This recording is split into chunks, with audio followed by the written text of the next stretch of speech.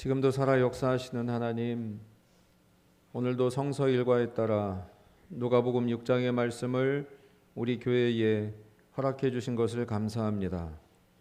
하나님의 기록된 말씀을 오늘 이 시간 선포하온데 성령의 감동대로 쓰여진 말씀이기에 사람의 생각과 이성으로가 아니라 성령께서 주시는 계시의 영으로 우리를 말씀 속에 밝히 비춰주셔서 우리의 부족함이 드러나게 하시고 우리의 잘못된 것은 수정하게 하시고 또 우리가 하나님과의 주파수가 맞지 않은 것이 있었다면 조율할 수 있는 복된 시간이 되도록 인도해 주옵소서.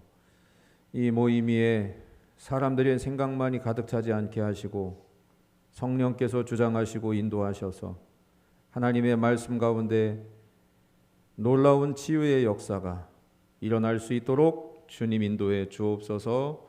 모든 것을 주님께 맡겨드립니다. 주님 주관하심을 믿고 지금도 살아 역사하시는 예수 그리스도 이름으로 간절히 기도합나이다. 아멘. 오늘도 주님 전에 나오신 여러분들 주님의 은혜가 함께 하시기를 간절히 축복합니다. 할렐루야. 우리는 지난 2주 동안 사도 바울의 아픈 손가락 고린도 교회에 대해서 살펴보았습니다. 여러분들에게도 자녀들 가운데 아픈 손가락 하면 떠오르는 자녀가 있을 수도 있는데요. 바울은 수많은 곳에서 복음을 전했지만 고린도 교회만큼 아픈 손가락이 없었던 것이죠. 그래서 우리는 바울이 이 고린도 교회를 마무리하면서 복음의 기초, 부활하신 예수 그리스도를 정말로 믿고 있는가? 자, 그런 지점들을 우리가 지난주에 살펴보았습니다. 오늘은 복음 자체이신 예수님, 복음 자체이신 예수님께서 오늘 누가복음에서 제자들에게 어떤 말씀을 전하시는가에 집중하려고 합니다. 사복음서가 있지만 누가복음에서 예수님은 공생애를 시작하시면서 제자들을 불러 모았습니다.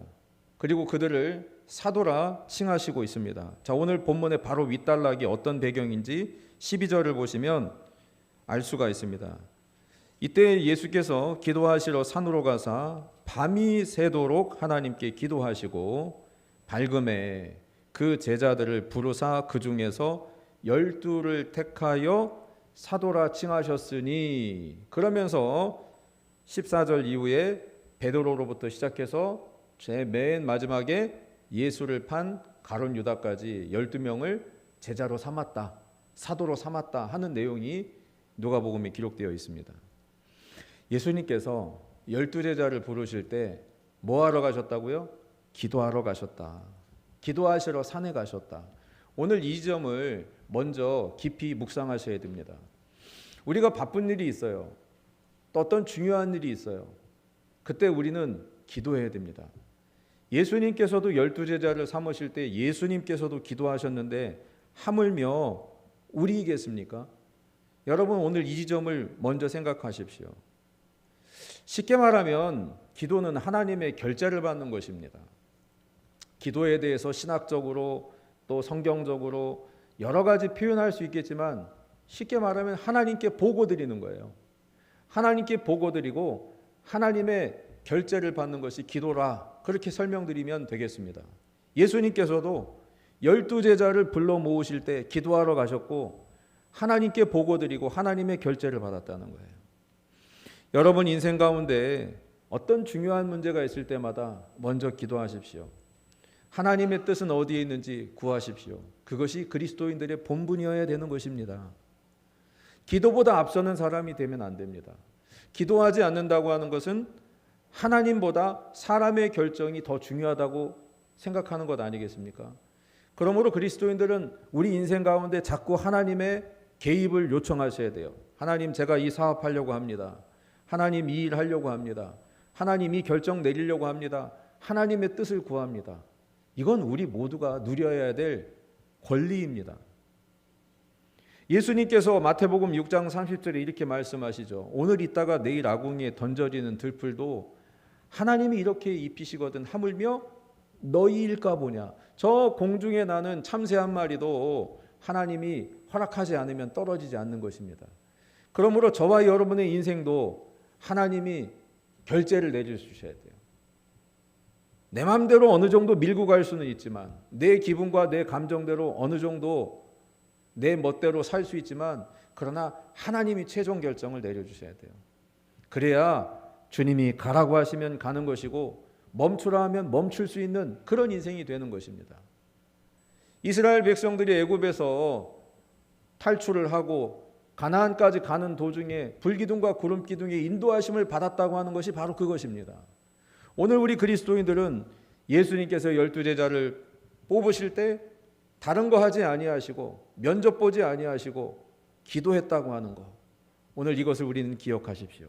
자, 이렇게 기도하면서 12제자를 모았어요. 모으시면서 하나님 나라의 사역을 이제 시작하시는데 예수님 주변에 많은 사람들이 모여오기 시작했다는 것입니다. 자, 오늘 17절 이하의 말씀이죠. 예수께서 그들과 함께 내려오사, 여기서 그들은 누굽니까? 제자들이죠.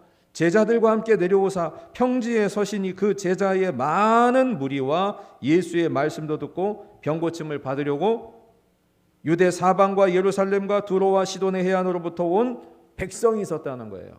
자, 지금 분위기를 생각해 보십시오. 예수님이 기도하시고 12제자를 삼으시고 그들과 함께 내려왔을 때 사람들이 운집해 오는 겁니다. 온 사방에서 예수님에게로 몰려드는 겁니다.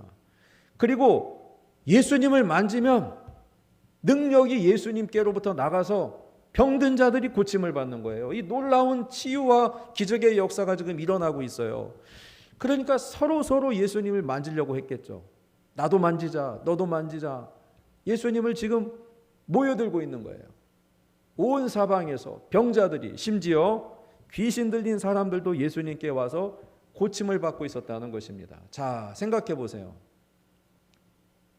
지금 차분한 상황은 아니죠. 뭔가 어수선하고 뭔가 무질서하지만 예수님께로 계속 모여들고 있고 치유와 기적의 현상이 일어나고 있는 바로 이 상황에서 오늘 예수님은 제자들에게 말씀하시기 시작했다는 것입니다. 더 기적을 베풀어 주세요. 나도 좀 나옵시다. 예수님 좀 만져봅시다. 자, 이렇게 어수선한 상황에서 예수님은 말씀을 시작하겠다는 거예요. 자, 20절 보십시오. 예수께서 눈을 들어 누구들을 보시고? 제자들을 보시고. 자, 오늘 이 설교의 청중은 일반 무리가 아닙니다. 미안하지만 오늘 이 설교의 대상자는 귀신 들린 사람들이 아닙니다. 미안하지만 세상 사람이 아닙니다. 나 예수님 만지고 싶어요. 병 고쳐주세요. 그런 사람들이 아닙니다. 여러분, 오늘 말씀을 듣기에 앞서서 제가 몇 가지 좀 예수님의 말씀 듣기에 앞서서 몇 가지 좀 체크할 것이 있어요.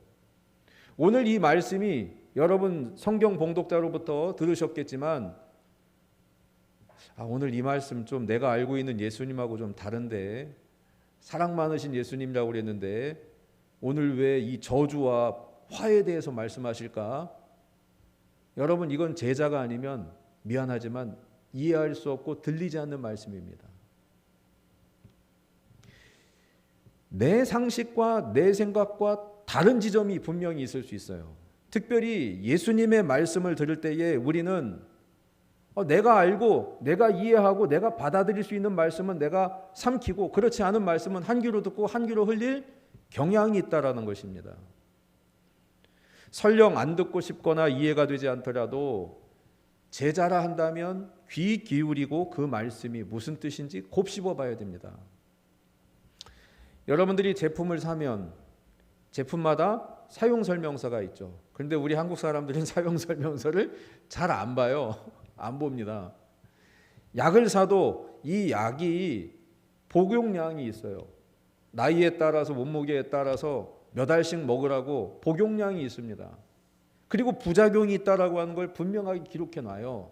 근데 우리 약 사가지고 그 조그만 글씨로 되어 있는 거 안 봅니다.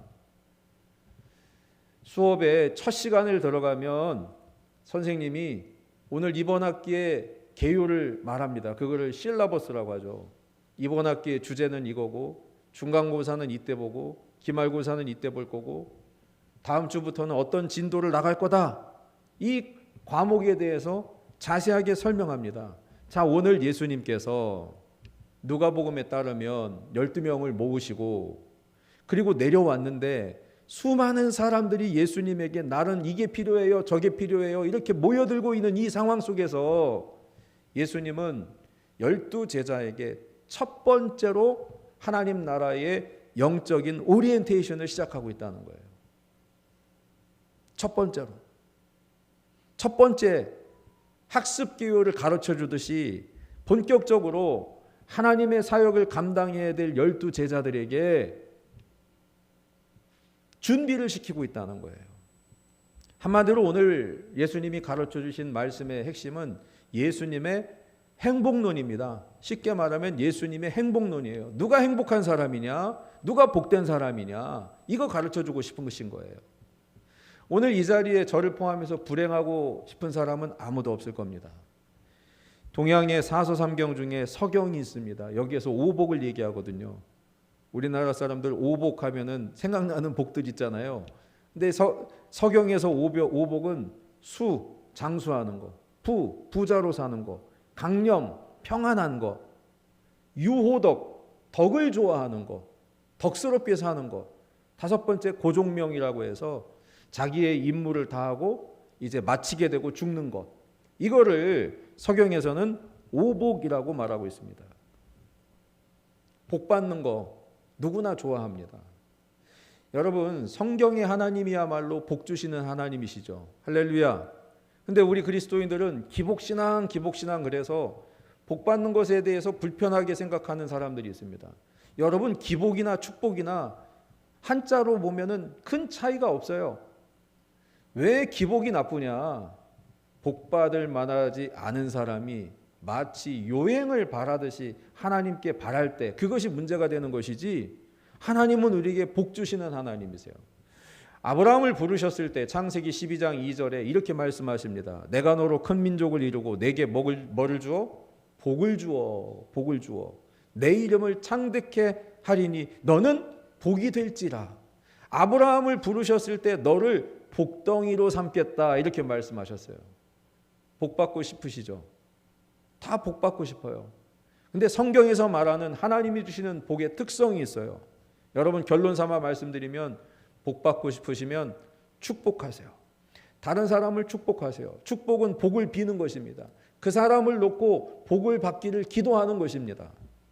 성경의 근거는 여기에 있습니다. 너를 축복하는 자에게 내가 복을 내리고 너를 저주하는 자에게 내가 저주하리니. 이해가 되셨습니까? 아브라함에게 축복하는 자가 있다면 하나님이 그 사람에게 복을 주시겠다는 거예요. 그런데 아브라함에게 저주하는 자가 있다면 내가 너 저주하겠다 이렇게 말씀하시는 거예요. 여러분, 마음속에 누구 저주하고 싶은 사람 있으세요? 누가 미운 사람 있으세요? 얼른 마음을 고쳐드시면 됩니다. 그래야 하나님의 복이 여러분의 인생 속에 흘러가게 되는 것임을 기억하십시오. 이게 복 받는 사람이에요. 생각해 보세요. 다른 사람을 미워하고 흠잡고 비난하는 사람에게 누가 복 주고 싶겠어요? 그러니까 미신은 우리의 품성과 상관없이 그냥 막 복을 달라고 하는 것이지만 하나님은 우리의 중심을 보시는 거죠. 우리의 마음을 보고 계시는 거예요. 하나님은 이처럼 복 주시기를 원하신다는 거예요. 복 주시는 하나님에 대해서 구약 성경의 대표적인 말씀이 신명기 28장입니다. 내가 내 하나님 여호와의 말씀을 삼가 듣고 내가 오늘 내게 명령하는 그 모든 명령을 지켜 행하면 조건절이에요. 내 하나님 여호와께서 너를 세계 모든 민족 위에 뛰어나게 하실 것이라. 내가 내 하나님 여호와의 말씀을 청종하면, 조건절이에요. 말씀을 청종하면 이 모든 복이 내게 임하여 내게 이르리니 성읍에서도 복을 받고 들에서도 복을 받고 내 몸의 자녀와 내 토지의 소산과 내 짐승의 새끼와 소와 양의 새끼가 복을 받을 것이고 내 광주리와 떡반죽 그릇이 복을 받을 것이고 들어와도 복을 받고 나가도 복을 받을 것이니라. 할렐루야. 이 복이 여러분 삶 속에 있으시기를 축원합니다. 저도 축복합니다. 그래야 저도 복을 받으니까 축복하는 거예요. 축복합니다. 하나님의 말씀이에요. 하나님 복 주시기를 원한다는 거예요. 그런데 조건이 있어요. 조건이. 하나님이 우리에게 주시는 복을 주시기 위한 조건이 뭐예요? 내가 만일 내 하나님 여호와의 말씀을 순종하면, 내가 너희들에게 준 말씀을 청종하면, 이러면 복 주시겠다는 거예요. 그런데 그렇지 않으면 어떻게 하신다고 말씀하세요? 저주하시겠다는 거예요. 신명기 28장을 보면 복 받는 내용을 반대로 저주하는 내용이 그대로 나옵니다. 성읍에서도 저주받고, 들에서도 저주받고, 광주리와 떡반죽 그릇 저주받고, 몸의 소생, 토지의 소산, 소와 양의 새끼가 저주받고, 들어가도 저주받고 나가도 저주받을 것이다. 이게 신명기 28장에 나와 있는 내용이에요. 28장을 보면 복받는 내용도 나오지만 저주받는 내용도 나오고, 또 저주에 대한 구체적인 내용이 더 많이 기록되어 있어요. 여러분, 우리에게 복 주시는 하나님, 좋으신 하나님이시죠? 아멘. 그런데 저주도 가르치는 하나님도 좋으신 하나님입니다. 오늘 이상한 말씀하시네. 아니, 저주하시는 하나님이 왜 좋으신 하나님이야? 여러분, 이게 역설입니다. 복 주시는 하나님도 좋으신 하나님이지만 우리에게 저주를 가르쳐 주시는 하나님도 좋으신 하나님입니다. 왜? 정말 우리를 저주하시겠다는 게 아니에요. 정말 우리 인생이 저주받고 잘못되기를 바라시는 것이 아닙니다. 이게 역설입니다. 조금 쉽게 얘기해 볼까요? 자녀가 속썩여요. 아마 부모님들 가운데 나가! 자녀 보러 나가 이렇게 말하지 않은 사람이 없을 겁니다. 나가, 나가. 이게 진짜 나가라는 게 아니잖아요. 바로 성경에 나와 있는 하나님도 그런 거예요. 역설이라고 하는 것이 서로 다른 두 가지 내용이 묶여서 하나의 현실로 존재하는 방식이거든요. 성경에서 진리를 표현할 때 역설적으로 나타내는 표현들이 있어요. 역설. 예를 들어 볼까요? 소리 없는 아우성. 이거 역설이에요. 소리를 치지 않는데 어떻게 소리가 납니까? 둥근 네모. 이런 거 역설이라는 거예요. 그런데 이런 표현이 진리를 표현하는데 쓰이고 있더라는 거예요. 사도 바울도 자기 자신을 질그릇에 표현했어요. 그릇 가운데 금그릇도 있고 은그릇도 있는데 질그릇은 깨지기 쉬운 흙그릇입니다. 자기가 흙그릇과 같대요. 질그릇이라는 거예요. 그런데 이 질그릇에 뭘 담았어요? 보배를 담았다는 거예요. 나는 보배를 담은 질그릇이다. 아니, 누구도 거들떠 보지 않는 질그릇 별것 아닌데 그 안에 내가 예수 그리스도의 십자가와 부활을 담고 있는 보배를 담고 있다. 이렇게 자신의 인생을 역설적으로 표현했다는 것이죠. 성경 안에는 역설의 진리가 많습니다. 이거를 제대로 파악하려면 어떻게 해야 되느냐? 한양대의 조병영 국문학과 교수가 최근에 쓴 책이 뭐냐면 기울어진 문해력이라는 책이 있어요. 기울어진 문해력. 이 책의 내용을 그대로 읽어드리겠습니다. 우리는 과감하게 읽기의 중단을 선언해야 될지도 모른다. 진실과 사실 사이에서 아랑곳 없이 태연하게 벌어지는 자동적 읽기. 의식이 빠진 채 쉽고 빠르게 직관적으로만 정보를 취하려고 하는 대강 읽기. 자신의 입맛에 맞는 대로 실천하는 기울어진 읽기. 지금껏 우리가 속절없이 경험해온 관성적 읽기를 멈춰야 한다. 쉽게 말하면 내가 보고 싶은 대로 읽고 싶은 대로 읽는 그런 시각을 버려야 된다는 거예요. 오늘 예수님께서 네 가지의 복받는 사람들, 네 가지의 화를 당하는 사람들을 역설의 진리로 우리에게 말씀하시고 있습니다.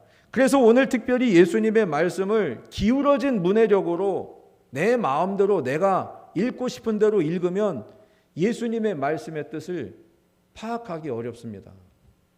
목사인 저도 마찬가지입니다. 오늘 이런 말씀 오늘 성서일과에 이런 말씀이네. 이거 내가 하고 싶은 이야기 해야지. 이렇게 접근하면 예수님의 말씀 파악하기 어렵다는 거예요. 진정한 문해력은 세상과 자신의 기울어짐에 대한 예민한 감각이 섬세한 의식에 도달하여 작동하면서 자잘하면서도 굳건하게, 즐기면서도 탄력적인 생각의 근육으로 완성된다는 겁니다. 여러분, 근육은 언제 키워지나요? 상처난 이 살에 더 큰 자극을 줘야 근육이 계속 생기는 겁니다. 생각의 근육을 키운다고 하는 것은 내 머리가 지금 어지러워. 도무지 이 말씀이 이해가 안 가. 그런데 그 말씀을 붙잡고 끝까지 곱씹어 보는 거예요. 도대체 예수님은 이 말씀을 왜 하셨을까? 그냥 네 가지 복되어라, 너희 네 사람들 복받아라 하고 끝나셨으면 될 텐데 왜 굳이 불편한 말씀을 하셨을까?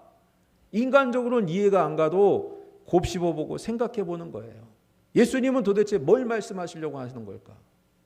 오늘 제가 여러분 오늘 예수님 말씀 하나하나 풀어드리지 않아요. 제가 여러분에게 도전하고 싶은 것은 제발 하나님의 말씀을 대강 읽지 말아라. 자동적으로 읽지 말자. 내가 보고 싶은 대로 보지 말자는 거예요. 하나님의 말씀도 그렇고 세상 읽기도 마찬가지입니다. 세상을 바라보는 관점, 내가 보고 싶은 대로 보면 그거는 기울어진 읽기가 되는 거예요. 그리스도인들은 좌로나 우로나 치우치지 말아야 됩니다. 하나님 말씀 앞에 중심을 잡고 가야 됩니다. 자, 오늘 예수님께서 네 가지 복된 사람들, 자 20절 보십시오. 20절. 너희 가난한 자는 복이 있나니 하나님 나라가 너희 것이며. 21절. 지금 줄인 자는 복이 있나니 너희가 배부름을 얻을 것이요. 지금 우는 자는 복이 있나니 너희가 웃을 것이며. 22절. 인자로 말미암아 사람들이 너희를 미워하고 멀리하고 욕하고 너희 이름을 악하다 하여 버릴 때에는 너희에게 복이 있도다. 네 가지 복을 먼저 선언하셨어요. 가난한 자, 굶주린 자, 우는 자, 주님의 이름으로 핍박당하는 사람들, 복이 있다는 거예요. 여기서 가난한 자는 마태가 말하는 심령이 가난한 자가 아니에요. 여기서 가난한 자는 실제적으로 가난한 자예요. 여러분 혹시 이 광고 기억하십니까? 그때가 IMF 때인지요. 이 하얀 설원 위에 제 기억으로는 빨간 코트를 입은 한 여자가 소리를 칩니다. 부자 되세요. 꼭이요. 꼭이요. 기억나세요? 이게 강렬한 그 광고였어요. 그게 무슨 카드 광고였는지 무슨 광고였는데 하여튼 부자 되세요 꼭이요. 그런데 오늘 예수님은 이 네 가지 복만 말씀하시고 끝났으면 좋았을 텐데 그 뒤에 화에 대해서 말씀하시고 있어요. 결국 오늘 말씀을 그 광고에 카피를 하면 가난하세요 꼭이요. 이렇게도 들리거든요. 여러분 오늘 이 말씀 어떻게 들으실 거예요? 사실 예수님을 따라가야 할 제자들, 예수님을 따라서 하나님의 사역을 감당해야 될 사람들, 때로는 가난할 때가 오겠죠. 굶주릴 때가 오겠죠. 울 때가 오겠죠. 그리고 복음 전하다가 욕먹을 때가 올 겁니다. 그때에 너희 행복하다. 그때 하나님의 나라가 너희 거다. 예수님이 제자들에게 지금 첫 번째 제자론을 말씀하시고 있는 거예요. 가난하다고 해서, 실패했다고 해서, 뭐가 좀 안 된다고 해서 내가 너희 버린 거 아니라는 거예요. 반대로 왜 예수님께서 화 있을진저 하면서 말씀하실까요? 그러나 화 있을진저 너희 부요한 자여, 지금 배부른 자여, 지금 웃는 자여, 모든 사람이 너희를 칭찬하면 화가 있도다. 정말 주님께서 부자 되지 말라고 하는 겁니까? 칭찬받지 말라고 하는 겁니까? 웃지 말라는 겁니까? 그런 거 아니잖아요. 오늘 이 말씀을 말씀대로 해석하자면 누가복음에 부자와 거지가 나와요. 어디에 나옵니까? 누가복음 16장에 부자와 거지 나사로 얘기가 나와요. 여기서 가난한 자는요, 헬라어로 푸토코이라는 말인데 먹고 마시고 입고 살아가는 모든 것이 도움 없이는 살 수 없는 사람을 말해요. 하루도 누군가에게 의존하지 않으면 살 수 없는 그런 절대빈곤의 상태가 푸토코이라는 말이에요. 누가복음 16장에 부자의 집에 살고 있었던 거지 나사로가 푸토코이입니다.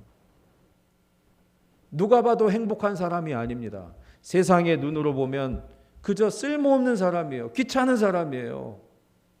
그런데 주님께서는 그 가난한 자, 우는 자, 주님의 이름으로 핍박받는 자, 복이 있다고 선언하십니다.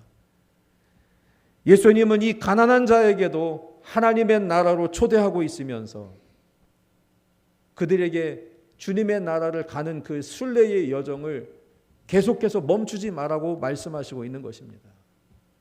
신앙생활을 하다 보면 잘 될 때도 있고 잘 안 될 때도 있어요. 안 될 때 그때 주님이 우리에게 주시는 말씀이에요. 하나님의 나라가 너희 것이다. 하나님의 나라는 지금 여기서 우리의 삶 속에서 이루어지는 하나님의 통치를 말합니다. 가난한 자는 영적으로 하나님을 의지하고 하나님의 뜻에 순종할 수밖에 없어요. 그래서 하나님과 계속해서 친밀한 관계를 의존하면서 살 수밖에 없는 것입니다. 그러나 내가 좀 가졌어요. 내가 좀 누리고 있어요. 내가 지금 여유가 있어. 그럴 때 하나님 놓치지 말라는 거예요. 부자는 아마 매일 드나드는 그 대문 앞에 놓여진 거지 나사로를 보면서 하찮은 사람으로 투명 인간으로 취급했겠죠. 근데 여러분 어떻게 됐어요? 하나님 나라 아브라함 품에 누가 올라가 있어요? 부자가 아니라 거지 나사로예요. 이 부자가 저 멀리 보니까 아브라함 품에 자기가 하찮게 여겼던 거지 나사로가 있거든요. 저 거지 나사로의 손가락에 물 한 방울을 찍어서 내 혀를 서늘하게 해달라고 요청하잖아요. 안 돼, 안 돼. 볼 수는 있는데 거기하고 여기는 건너갈 수가 없어. 그러면 내 형제들이 있어요. 내 형제들. 내 형제들에게 저 거지 나사로를 보내서 내가 이 음부에서 고통당하고 있다고 하는 거 알려주게 해주십시오. 안 돼. 거기에도 선지자들이 있어. 거기에도 교회가 있어. 거기에도 그 지역에 목사님이 있어. 그들이 전하는 말씀을 들으면 사는 것이고 안 들으면 안 되는 거야. 여러분, 예수님이 오늘 4가지 복과 4가지 화를 말씀하시고 있는데 맥락상으로는 하나입니다. 뭘 말씀하시고 싶은 겁니까? 저주받아라, 화받아라가 아닙니다. 부자여도 지금 웃을 수 있는 여유가 있어도 지금 다 칭찬받을 만한 그런 상황이어도 주님과의 관계를 맺고 있으라는 거예요. 주님과 관계를 맺으라는 거예요. 오늘 우리에게 4가지 복과 4가지 화를 말씀하시는 예수님, 다 좋으신 예수님의 말씀입니다. 예수님의 행복, 예수님이 가르쳐준 행복, 어떤 행복입니까? 영어로 행복을 해피니스라고 합니다. 이 해피니스는 우연히라고 하는 해픈과 어원이 같아요. 그러니까 세상 사람들은 내가 오늘 행복해, 그러면 이거 우연이라는 거예요. 오늘 꿈을 잘 꿔서 그렇다는 거예요. 운빨이 좋아서 그렇다는 거예요. 어디 길 가다가 이렇게 플랜카드 보니까 지금 9수 맞은 띠가 있다면서요. 무슨 토끼띠하고 무슨 띠하고 무슨 띠들 조심하라고 이렇게 나한테 와서 전보라고 이렇게 9수 넘어가려면 나한테 오라고 이제 그런 플랜카드가 붙어 있더라고요. 세상 사람들은 이렇게 생각을 하는 거예요. 우연이라고. 해픈, 우연히 내가 행복을 누리고 있다고. 그러나 오늘 누가복음에서 예수님이 말씀하신 이 행복은 블레싱이라고 써 있어요. 블레싱. 블레싱은 피를 흘리다 블리드와 어원이 같아요. 무슨 얘기를 하고 싶은 겁니까? 예수님은 가난하다고 해도, 지금 울고 있어도, 지금 예수님 이름 때문에 욕먹어도 너희들은 내가 흘린 피로 구원받은 행복한 사람이라는 거예요. 이거 잊지 말라는 겁니다. 가장 기초적이고 기본적인 행복, 우리가 받은 축복은 구원받을 수 없는 저와 여러분들이 구원받게 되었고, 오늘 우리가 이 자리에 있다는 것, 이것이 가장 중요한 행복이라는 것입니다. 이것을 놓치고 있으니까 다른 사람들하고 비교하고 열등의식을 가지고 누가 더 많이 가졌니, 누가 옳으니, 누가 틀렸니, 미워하고 부러워하고 그 온갖 잡동사니의 생각들 속에서 우리가 정말로 누려야 될 행복, 예수님이 가르쳐주고 있는 행복, 하나님 나라에 누려야 할 이 행복을 놓치고 있는 것 아닙니까? 이미 우리는 복을 받았습니다. 아멘. 이미 우리는 복을 받았어요. 진짜 행복은 예수님의 십자가의 희생으로 죄사함을 받고 영생을 받게 되었다고는 이 축복, 이 복 중의 복을 누리시고 다시 회복하시면서 살아가십시오. 때로는 우리의 여정 속에 그럴 수 있어요. 우는 순간이 있을 수 있고, 가난한 순간이 올 수도 있고, 핍박을 당할 수도 있고, 손가락질 당할 수도 있습니다. 그러나 하나님의 나라가 너희 것이다. 너희들이 행복한 사람이다. 가르쳐 주신 이 예수님의 행복론이 우리의 삶 속에 깊이 자리매김하시기를 주님의 이름으로 축복합니다. 오늘 우리에게 주신 말씀을 마음속에 담아드리시고 거두어 드리겠습니다.